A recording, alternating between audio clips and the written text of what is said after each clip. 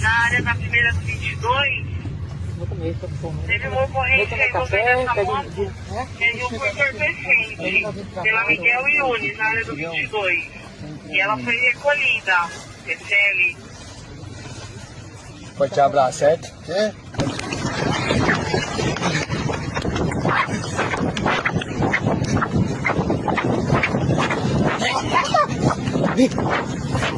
Forte abraço, cara!